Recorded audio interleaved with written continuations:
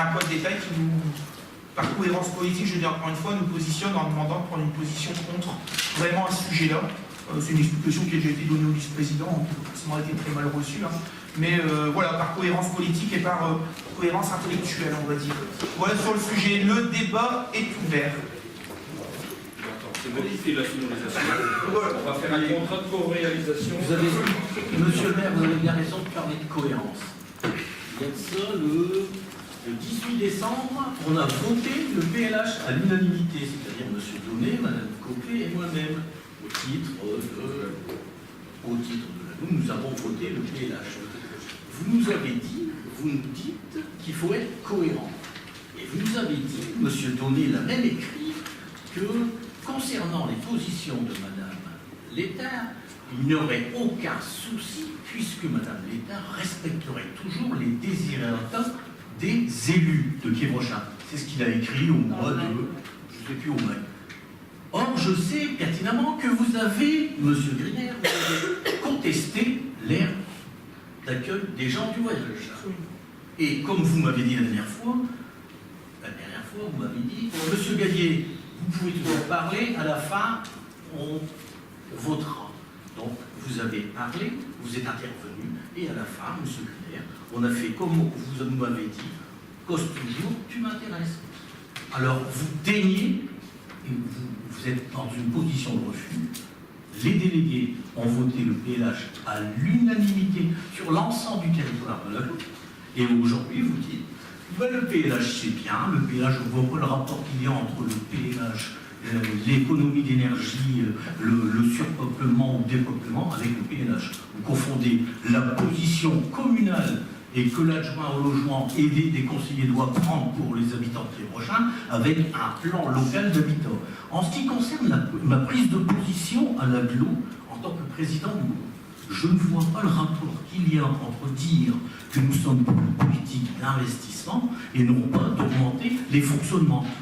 Quand je veux parler de mutualisation pour les directions de ressources humaines, je ne parlais pas de l'aglo, je parlais de ce que vous pouvez faire avec les communes.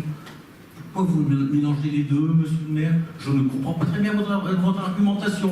Vous venez de me dire que je prends des positions qui seraient différentes de celles que je prends ici à Quiévrochin, en ce qui concerne le fonctionnement. Pourquoi? Je suis pour des dépenses de fonctionnement d'augmentation à Quiévrochin, contrairement à ce que je dis à l'aglo. Je ne comprends pas très bien votre remarque. Donc je reviens sur ce que vous m'avez dit avec le PLH. Il faut de la cohérence. On ne peut pas d'un côté dire que le PLH répond aux besoins des habitants et d'un autre côté dire que ce que j'ai demandé, je l'ai pas eu. Donc je demande à l'ensemble des conseillers de voter contre le projet PLH. Voilà ce que je voulais vous dire, monsieur le maire. Merci, monsieur Gaillet. Simplement, juste une précision sur ce que vous avez pu dire quand vous me dites, vous avez, vous, contesté le projet d'aire d'accueil des gens du voyage. Je pense que j'ai des fois un peu peur avec certains élus, certains habitants. Je fais attention un petit peu à leur santé intellectuelle, si je peux me permettre, psychique. J'ai l'impression qu'on a beaucoup de personnes atteintes d'Alzheimer sur la commune de Quiévrochin. Alors je pense que je mandaterai Jessica Denis, adjointe à la santé, à mettre en plan assez important à ce sujet. Je crois qu'il y a un an ou deux, c'était l'année de l'Alzheimer en France. Je crois que c'est un petit peu le cas ici à Quiévrochin et dans d'autres communes de l'Aglo.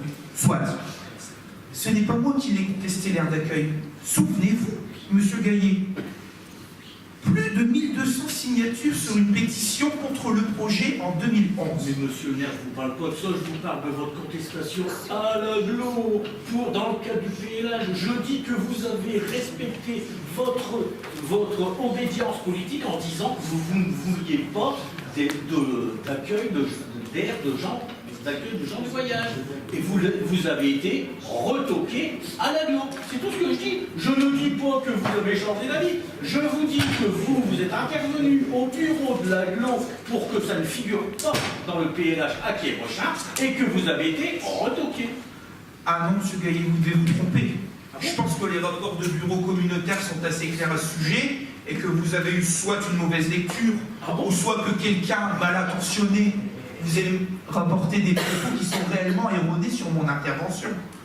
Je suis intervenu au niveau du bureau communautaire sur la question des aires d'accueil des gens du voyage, en disant que les décisions peuvent être prises comme elles le sont, je reste maître, malgré ce que vous pouvez penser et dire des fois, sur les questions de transfert de compétences d'urbanisme, d'aménagement, je reste quand même, en tant que maire, maître de l'aménagement de mon territoire, et vous l'avez vu, avec M. De Cocker, j'ai refusé un permis de construire, ça date bien de 2015, on avait déjà transféré la compétence urbanisme, et j'ai simplement dit à l'aglo, et je l'ai répété au monsieur le sous-préfet mercredi dernier sur le sujet de l'aire d'accueil des gens du voyage, que la municipalité et très certainement une majorité écrasante des habitants sont défavorables à l'aménagement d'une aire d'accueil des gens du voyage à Kérocha, qui est inscrite à la fois dans le schéma départemental, mais aussi dans ce PLH qu'on doit voter.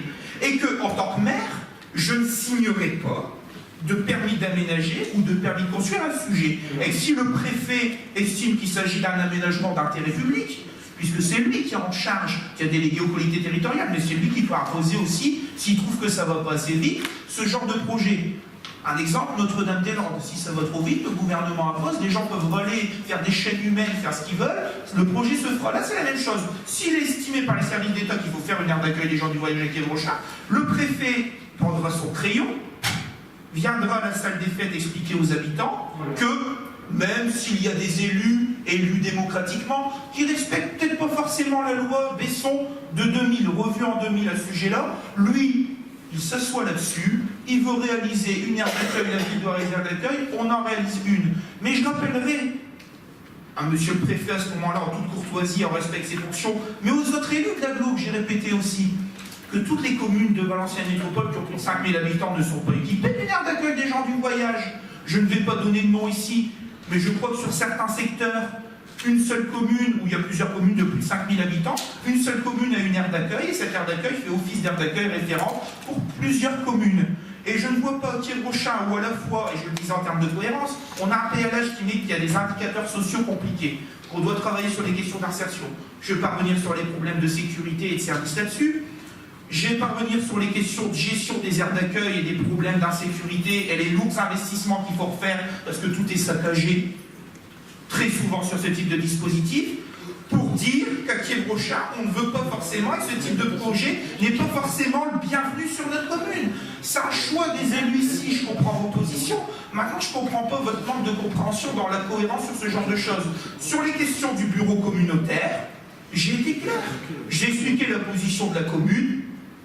Madame la vice-présidente en charge de l'habitat adapté, qui est Madame Duhamel, maire de Bruay, m'a répondu oui, il y a encore des places à réaliser, il y aura un travail à faire, un choix entre les communes de Saint-Saulve et de Kérocha qui devra se faire par les agglos qui sont quand même porteuses de la réalisation et qui ont la compétence pour réaliser ce projet, mais aussi par les services de l'État. Alors, où cela se fera-t-il? Si le choix se porte sur Kérocha, il est clair qu'en tant que maire et en tant qu'agent de l'État, j'ai le droit de refuser la signature d'un permis de construire, et le préfet, à un moment où un agent d'État peut se substituer au maire pour déclarer le projet d'intérêt public et signer l'aménagement. Et je dirais simplement aux gens, s'il y a une aire d'accueil, les élus ont fait le maximum, et c'est encore un acte, et je pense un acte entre guillemets de validation, un argument de plus pour démontrer qu'on fait le maximum et qu'on n'a pas validé le projet, que ce soit en douce ici ou à l'agglo ou quoi que ce soit, et que s'il est là, c'est parce qu'à un moment des agents de l'État ont décidé de faire un point sur une commune et dire ce sera là que ça s'installera, comme ça a été fait avec des centrales nucléaires,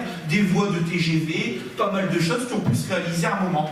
Voilà un petit peu l'information que je voulais donner à ce sujet. Effectivement, je suis triste avec vous que ce soit que ce petit point-là qui nous pousse à nous positionner contre, parce que beaucoup de choses, effectivement, sont très intéressantes, et ce travail a été bien développé. Donc voilà, moi j'ai rien d'autre à ajouter, peut-être avez-vous des choses à ajouter sur ce micro-sujet, ou sur le sujet de manière générale, mais voilà ce que j'avais à répondre. Ça n'aura aucune incidence. Mais monsieur le maire, je ne vous ai pas reproché d'avoir une incohérence politique. Je ne vous ai pas dit que vous avez un schéma qui a changé parce que vous êtes élu maintenant. Je vous dis simplement que lorsque nous avons voté le PLUI, vous nous avez dit, et monsieur Donnet, je suppose qu'il a écrit au titre de son groupe, il n'a pas écrit au titre personnel, il a dit, tout ce qui se fera à Valenciennes Métropole aura l'accord des élus. Je vous signale simplement que vous avez demandé à ce qu'il n'y ait pas, à juste titre, ça c'est vous qui en décidez, d'air, je sais pas dire, l'air d'accueil des gens du voyage, et on vous a retoqué. Donc, ce que je vous dis, c'est quand il y a transfert de compétences, que vous le vouliez ou pas, et c'était l'argument que j'avais essayé de développer, c'est que les majorités changent, et aujourd'hui, la présidente et l'aglo a décidé de ne pas aller d'aller à l'encontre des désirs du maire de la commune de Pierre-Prochain. C'est tout ce que je dis. Je ne vous reproche pas d'avoir une ligne, une conduite politique. C'est tout ce que je vous dis. Donc il faut écrire et il faut aussi écouter l'opposition quand elle vous dit que quand il y a transfert de compétences, il peut y avoir aussi changement de majorité. Et quand il y a changement de majorité, on effectuera les compétences qu'on a vraiment données. Voilà tout ce que je dis, monsieur le maire.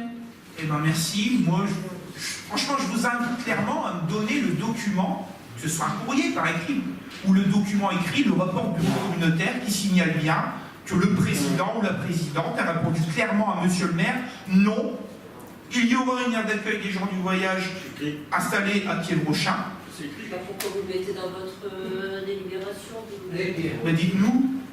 Alors vous demandez un avis contraire parce qu'il y aura une création d'une aire d'accueil Mais des bien gens du sûr. voyage sur le territoire. Monsieur Gaillet est en train de me dire que la ville, le maire a officiellement demandé à la présidente en son temps ou au président actuel, je pense à la présidente, officiellement, le retrait, la non-réalisation d'une aire d'accueil sur la commune, ce qui n'est pas vrai. J'ai eu une intervention au bureau communautaire pour clarifier le positionnement de la ville. Jamais je l'ai dit je ne veux pas, et jamais j'ai eu une réponse en disant si vous aurez. Et je le dis encore une fois, pour réaliser une aire d'accueil, la compétence d'aménagement a été transférée à l'aglo. Mais pour que l'aglo aménage une aire d'accueil dans le cadre de ses compétences et des projets déclarés d'intérêt communautaire, il faudra quand même que l'aglo, en tant que maître d'œuvre, puisse obtenir de la part du maire un permis d'aménager ou un permis de construire, puisque c'est toujours le maire qui a le pouvoir à ce sujet-là.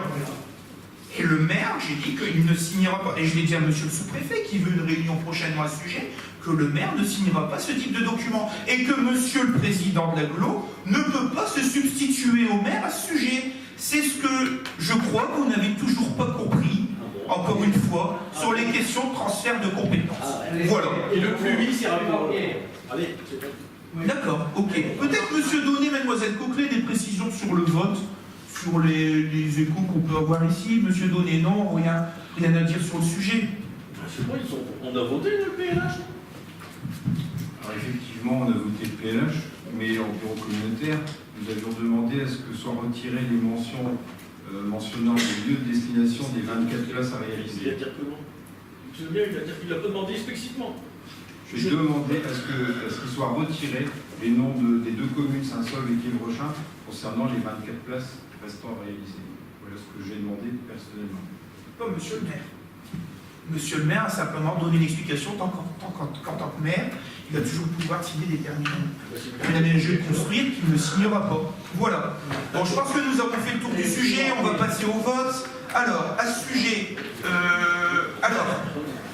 qui vote pour l'approbation de ce PLH? Donc, 4 pour. Qui s'abstient sur le vote du PLH? Personne. Qui vote contre ce PLH, notamment à cause de cette mention faisant apparaître la création d'une aire d'accueil sur la commune de Pierre-Prochain? Voilà, votez à la majorité des personnes présentes et représentées. Allez, continuons sur le point suivant. On vous tiendra informé sur les prochaines étapes, notamment administratives, si on est convoqué par le préfet. Vous connaissez notre...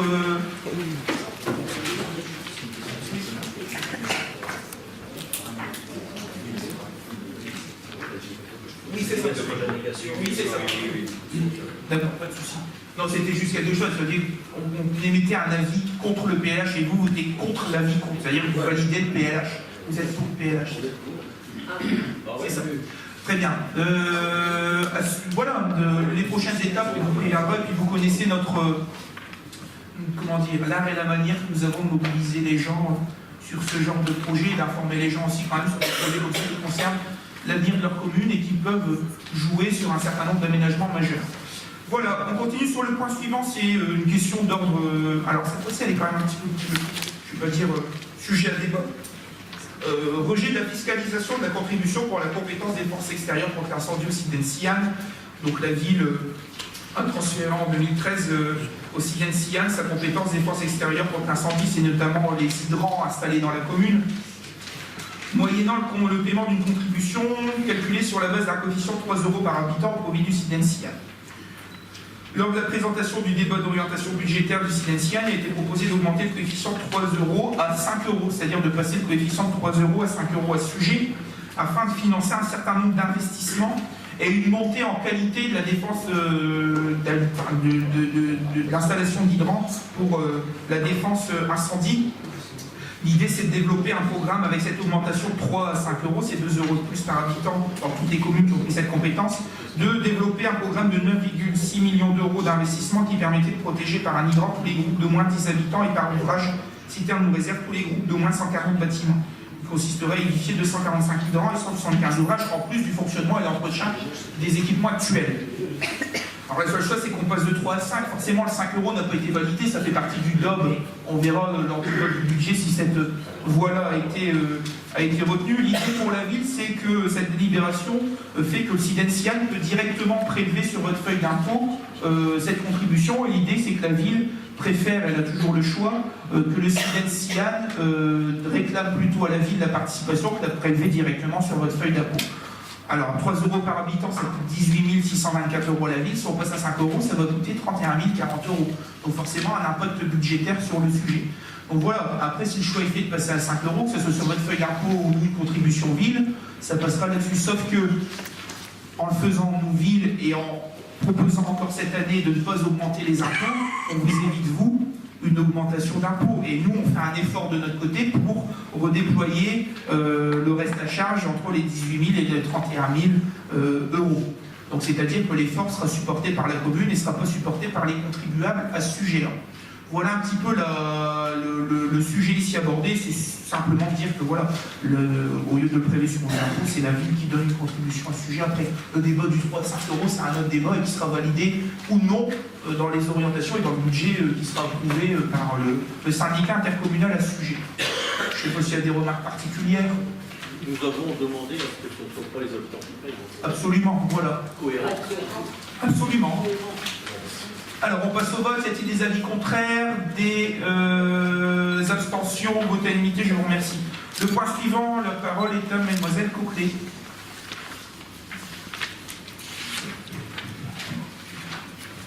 Alors, il s'agit d'une tarification pour une sortie le 6 mars au Phénix. Donc, le dimanche 6 mars prochain, un spectacle public de cirque intitulé Super Sunday est proposé dans la programmation du Phénix de Valenciennes.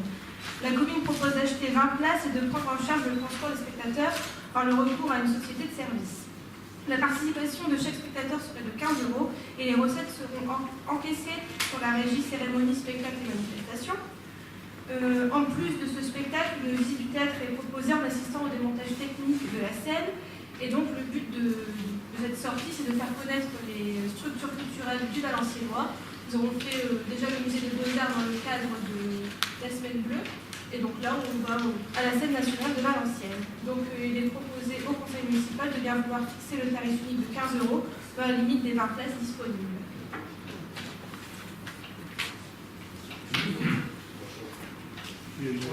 Donc je voulais simplement savoir. c'est parce que C'est parce que la voie est Père Ouest. Je voulais simplement savoir les 20 places, c'est pour quel public parce que bon, 20 places, c'est pas beaucoup. Et ça concerne quel public? Est-ce que c'est plus particulièrement pour des personnes où c'est pour tout public? Est-ce qu'il y a une information qui sera faite dans une publicité quelque part pour pouvoir toucher le maximum de personnes intéressées? Comment vous les sélectionnez? Milieu. C'est bon. Non. Voilà. C'est bon. Donc oui, donc il n'y a pas de public spécifique. Bien sûr, 20 places, c'est très peu. C'est un spectacle qui est complet depuis très très longtemps. J'avais déjà demandé d'avoir les 20 places dans un quota en fait, que les relations publiques font dans le cadre du Phénix, pour tout ce qui est communauté et donc aussi les villes, les associations, tout ça. Donc, je ne pourrais pas avoir plus que 20 places malheureusement. Donc ce sera ouvert à tous. Il y aura donc une publicité envoyée sur le listing du service culturel, très restreint évidemment, sur Facebook. et aussi dans l'agenda qui va apparaître au mois de mars dans les boîtes aux lettres.